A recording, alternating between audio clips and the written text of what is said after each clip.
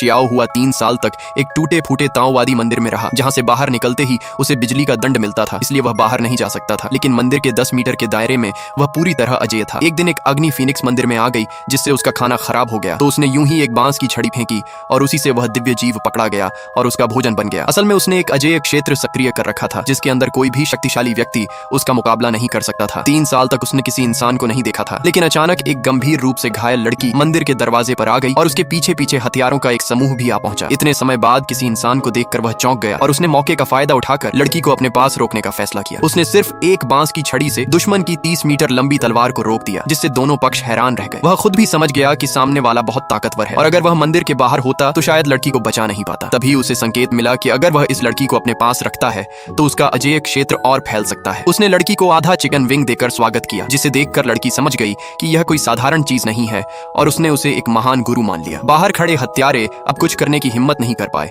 और उन्होंने मदद के लिए अपने परिवार के एक शक्तिशाली बुजुर्ग को बुलाया। कुछ ही देर में एक बूढ़ा व्यक्ति उड़ती तलवार पर सवार होकर वहां पहुंचा, लेकिन उसके दबाव का शियाओ हुआ पर कोई असर नहीं हुआ और वह उसे उकसाने लगा। गुस्से में आकर बूढ़े ने एक विशाल तलवार से हमला किया, लेकिन उसने उसे केवल 2 उंगलियों से रोक लिया, जिससे बूढ़ा हैरान रह गया। इसके बाद उसने बिना समय गंवाए एक ही वार में बूढ़े को हरा दिया और वह सीढ़ियों से लुढ़क गया। हारने के बाद भी बूढ़े ने अपने परिवार का नाम लेकर धमकी दी और वापस चला गया ताकि अपने लोगों को इसकी जानकारी दे सके। लड़की के पास मौजूद चीज के कारण उनके परिवार ने एक और शक्तिशाली गुरु को बुलाने का फैसला किया और समझ लिया कि जब तक वह मंदिर से बाहर नहीं निकलेगा उसे हराना संभव नहीं है। उधर लड़की उसकी ताकत से पूरी तरह प्रभावित होकर उसे अपना गुरु मान चुकी थी और उसने भी अपनी छवि बनाए रखने के लिए उसे शिष्य के रूप में स्वीकार कर लिया। हालांकि वह अंदर ही अंदर खुश था। उसे एक शक्तिशाली तकनीक और कुछ विशेष गोलियां इनाम में मिली, लेकिन शर्त यह थी कि उसकी शिष्या उस तकनीक को सीखे। रात में उसने उसे वह तकनीक सिखाई और धीरे धीरे अभ्यास करने को कहा। कुछ ही दिनों में लड़की की शक्ति बहुत बढ़ गई, लेकिन इसके साथ ही खतरा भी बढ़ गया।